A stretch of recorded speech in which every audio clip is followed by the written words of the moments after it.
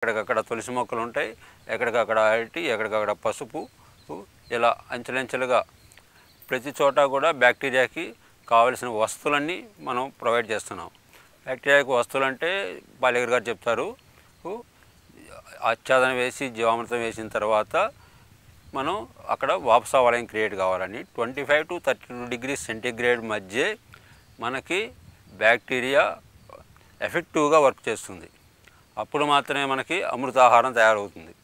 అట్లాగే humidity 65 to 72%. ఇది maintain చేయాలంటే మనకి ఏ విధంగా మెయింటైన్ చేయాలి అనే అన్ని ఫ్యాక్టర్స్ చూసుకుంటా మనం టెంపరేచర్ రైజ్ కాకుండా హ్యూమిడిటీ మెయింటైన్ చేసుకుంటా ఉంటే ఆటోమేటిక్గా మనకి ఈ పురుగులు, తెగుళ్ళు ఇవన్నీ కూడా కంట్రోల్ అవుతూ ఉంటాయి. దీనికి మెయిన్ ఏంటంటే మల్చింగ్. ఆ మల్చింగ్ కూడా ఔషధాలు ఉన్నటువంటి ఆహారం మనం మల్చింగ్ వచ్చేటట్టుగా చూసుకుంటా ఉన్నాం. ఈ మల్చింగ్నే ఆహారంగా మన సూక్ష్మజీవులు తీసుకుంటాయి. సహజంగా మనం ఏదైనా మొక్క తోటలో పంట పెట్టినగానే ఎమ్మటే కలుపు మొక్కలు వస్తూ ఉంటాయి. ఈ కలుపు మొక్కలు అని మనం అనుకుంటున్నాం, కానీ వీటిలో ఎన్నో ఔషధ గుణాలు ఉన్నటువంటి మొక్కలు ఉన్నాయి. సపోజ్ ఇప్పుడు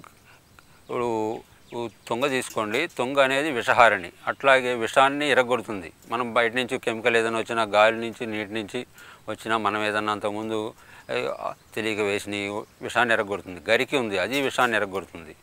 అట్లాగే ఈ పొన్నిగంటి కూర ఉంది, అది కంటికి మంచిది.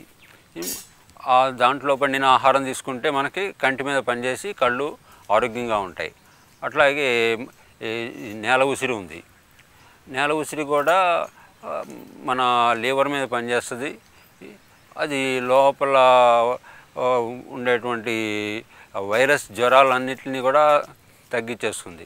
మనకి జ్వరాలు వస్తే తగ్గిస్తుంది, అట్లాగే మన మొక్కలకు వస్తాయి కదా జ్వరాలు, వాటిని కూడా తగ్గిస్తుంది. చెడు బ్యాక్టీరియాని తగ్గించి మంచి బ్యాక్టీరియాని పెంచడానికి ఈ కలుపు మొక్కల్లో చాలా రకాలు మనకు ఉపయోగపడతాయి.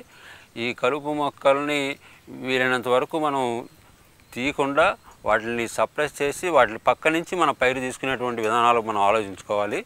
అట్లాగే కలుపు తీయటం అనేది మల్చింగ్ చేస్తే చాలా వరకు తగ్గుతుంది. మల్చింగ్ చేసిన తర్వాత నేల గుల్లబారటం వల్ల మనిషి వచ్చేటప్పటికి 5 నుంచి 10 సెంట్లు కలుపు తేలిగ్గా తీయగలం, పట్టుకుంటే ఊడి వచ్చేస్తుంది. నేల గుల్లబారటం వల్ల మనం మన క్షేత్రాన్ని ఆ విధంగా తయారు చేసుకోవాలి. కలుపు ఉందని చెప్పి వంకబెట్టి మనం కెమికల్స్ వేసి ఆ కెమికల్ వలన మన మొక్క ఆగిపోతుంది. ఆ మొక్క ఆగిపోవడం మళ్ళీ యూరియా వేస్తారు, దానివల్ల మళ్ళీ ఈ పురుగు వస్తుంది. పురుగు వచ్చిన తర్వాత పురుగు కోసం మళ్ళీ మనం మందులు కొడతాం. ఇలా విషవలయంలో చిక్కుకుపోతాం.